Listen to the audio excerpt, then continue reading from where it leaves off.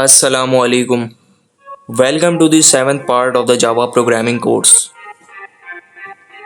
आज की वीडियो में हम देखेंगे ऑपरेटर्स इन जावा। ऑपरेटर्स क्या होते हैं जावा के अंदर और कवर करेंगे all types of operators in Java language.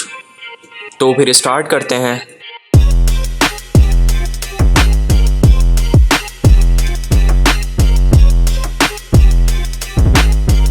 Operators in Java. Operators is a symbol which is used to perform operations on variables and values according to user requirement।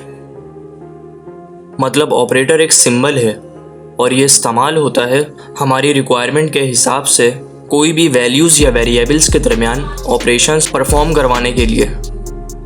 जैसा कि यहाँ पे 3 + 8 = 11 है, तो यहाँ पे हमारा प्लस और इक्वल टू ऑपरेटर है और 3, 8, 11 ऑपरेंड्स है।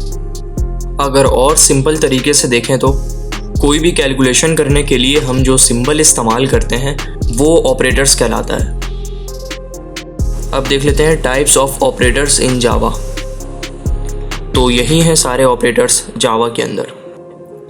Arithmetic operator, comparison operator, assignment operator, bitwise operator, logical operator, ternary operator. This is all types of operators in Java. Now arithmetic operators क्या होते हैं? अर्थमेटिक ऑपरेटर्स के अंदर सिंपल बेसिक लेवल की calculations होती हैं, such as addition, subtraction, multiplication, modulus, division, increment और decrement. Increment और डिक्रीमेंट क्या होते हैं ये अभी हम आगे देखेंगे। Secondly assignment operator. Assignment operators दो पार्ट में डिवाइड है। एक है सिंपल असाइनमेंट ऑपरेटर, दूसरा है compound assignment operator. Simple assignment operator में सिर्फ इक्वल्स टू है और बाकी add equals to, subtract equals to, multiply equals to, divide equals to, ये सारे कंपाउंड असाइनमेंट ऑपरेटर कहलाते हैं। थर्ड में है लॉजिकल ऑपरेटर, जिसके अंदर है एंड, और या नॉट, ये इसके सिंबल्स हैं। लॉजिकल ऑपरेटर बूलियंस में वर्क करता है। अब ये बूलियंस क्या होते हैं ये हमने पिछली क्लास में देखा था, डाटा टाइप वाली क्लास में। बूलियन में सिर्फ ट्रू या फॉल्स में आउटपुट जनरेट होता है, तो लॉजिकल ऑपरेटर ट्रू या फॉल्स में आपके आउटपुट जनरेट करेंगे। Now the fourth one is comparison operators. इसको रिलेशनल ऑपरेटर्स भी कहते हैं।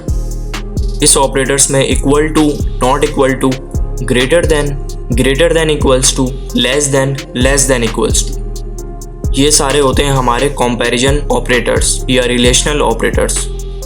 ये सारे ऑपरेटर्स जो अभी हम पढ़ रहे हैं, ये सारी चीज़ें हम अगली वीडियो में प्रोग्राम बना के बिल्कुल डिटेल के साथ समझेंगे। सो डोंट वरी, अभी सिर्फ आपको ये सारे ऑपरेटर्स समझना है कि कौन सा सिंबल कौन सा ऑपरेटर होता है। हो सके तो इन सबको एक मर्तबा याद कर लें, क्योंकि ये एग्जाम्स में पूछे जाने वाले क्वेश्चंस होते हैं। तो रिलेशनल के बाद है हमारा बिटवाइज ऑपरेटर्स। सुनने ही में पता लग रहा है कि इसमें बिट्स में काम होता है।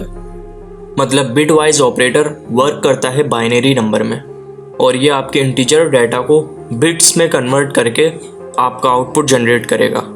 मतलब कोई भी हमारे पास डेसिमल नंबर है जैसे 10, तो हमारा कंपाइलर पहले 10 को कन्वर्ट करेगा बाइनरी में और उसमें ही सारे ऑपरेशंस परफॉर्म करेगा और फिर उससे कन्वर्ट करके डेसिमल में हमें वापस आउटपुट में जनरेट कर देगा। तो ये होता है हमारा बिटवाइज ऑपरेटर्स। इसके अब सिंबल देख लेते हैं। और एंड, इसको हम एक्स और बोलते हैं। एक्स और, लेफ्ट शिफ्ट, राइट शिफ्ट।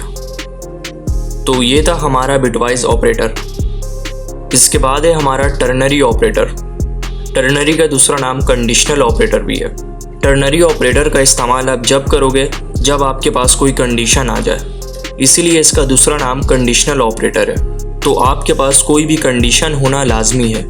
तो मान लेते हैं हमारे पास कोई भी कंडीशन है, जैसे 5 बड़ा है 3 से, तो आपको वो कंडीशन सबसे पहले लिखनी है और फिर उसके बाद आपको क्वेश्चन मार्क डाल देना है। फिर उसके बाद आप अपना एक्सप्रेशन लिखोगे कि ये सही है या गलत। अब ये जो चीज़ है ये है चॉइस पे, जैसे MCQs होता है।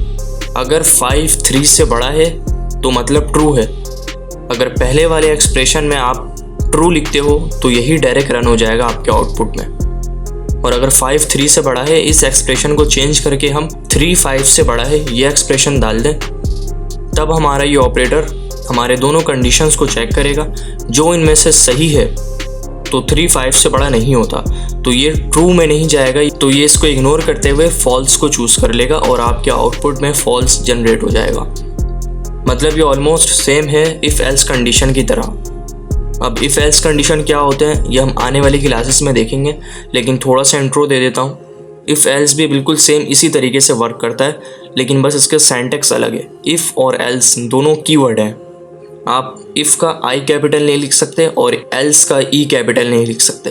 तो आप इफ़ के अंदर डालोगे अपनी कंडीशन और उसके बाद आप चाहो जितनी मर्तबा भी एल्स कंडीशन बना दो। अगर ये सही नहीं तो इस कंडीशन में स्विच होगा, अगर वो सही नहीं फिर उसके बाद दूसरी कंडीशन में। जो कंडीशन आपकी दी हुई कंडीशन के हिसाब से ट्रू होगी वो आपका आउटपुट जनरेट हो जाएगा।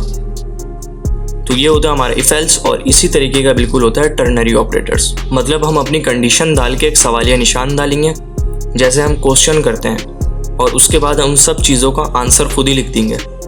कंडीशन के हिसाब से जो एक्सप्रेशन ट्रू होगा वो आउटपुट में जनरेट हो जाएगा।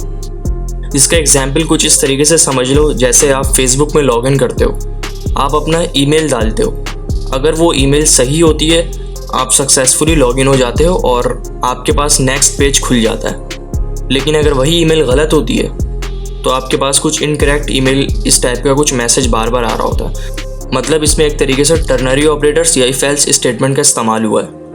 हमने जो कंडीशन डाली वो सही है तो हम नेक्स्ट पेज में चले गए, अगर हमने गलत डाली तो हमारे पास शो हो गया कि ये गलत है। तो बिल्कुल इसी तरीके से हमारा टर्नरी ऑपरेटर वर्क करता है। इन सारी चीज़ों को हम बिल्कुल प्रोग्रामिंग के ज़रिए बिल्कुल डिटेल में नेक्स्ट वीडियो में देखेंगे। अभी आप इन सारे ऑपरेटर्स का एक तरीके से इंट्रो देख लो कि ऑपरेटर्स होते कौन कौन से हैं और इनका यूजेज कैसे है। और अब देख लेते हैं हम अपना लास्ट ऑपरेटर जो हमने अर्थमेटिक ऑपरेटर में भी पढ़ा था, इंक्रीमेंट एंड डिक्रीमेंट ऑपरेटर। आपको नाम से ही थोड़ा अंदाज़ा हो गया होगा। इंक्रीमेंट मतलब बढ़ाना, डिक्रीमेंट मतलब घटाना या कम करना।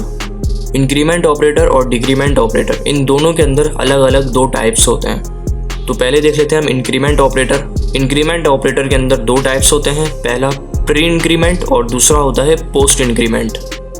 प्री इंक्रीमेंट के अंदर पहले आपके वैल्यूज़ या कोई भी डाटा ऐड होगा, मतलब पहले ऐड होगा फिर आपका आउटपुट जनरेट होगा, फिर ऐड होगा फिर आपका आउटपुट जनरेट होगा। और पोस्ट इंक्रीमेंट में आपका डाटा बाद में ऐड हो रहा होगा। मतलब प्री इंक्रीमेंट में पहले और पोस्ट इंक्रीमेंट में बाद में आपका डाटा ऐड हो रहा होगा। इसी तरीके से प्री डिक्रीमेंट है और पोस्ट डिक्रीमेंट है। इसी तरीके से इसमें आपका पहले डाटा सब्ट्रैक्ट हो रहा होगा फिर आपका आउटपुट जनरेट होगा, और पोस्ट डिक्रीमेंट में आपका डाटा बाद में सब्ट्रैक्ट होगा फिर आपका आउटपुट जनरेट होगा। तो सिंपल है बिल्कुल इंक्रीमेंट एंड डिक्रीमेंट ऑपरेटर। ये हम ज़्यादातर लूप्स वगैरह में इस्तेमाल करते हैं। तो उम्मीद है आपको आज का लेक्चर समझ में आया होगा। कोई भी कन्फ्यूजन रह गई हो तो कमेंट सेक्शन में आप पूछ सकते हो, मैं आपके कन्फ्यूजन को क्लियर करने की पूरी कोशिश करूँगा। अगली वीडियो में हम प्रोग्राम के ज़रिए इन सारे ऑपरेटर्स को डिटेल में इम्प्लीमेंट करके देखेंगे और अपने सारे कॉन्सेप्ट क्लियर करेंगे। तो बस आज के लिए इतना ही, मिलते हैं नेक्स्ट वीडियो में। जब तक के लिए take care. I will see you in the next video. Thank you.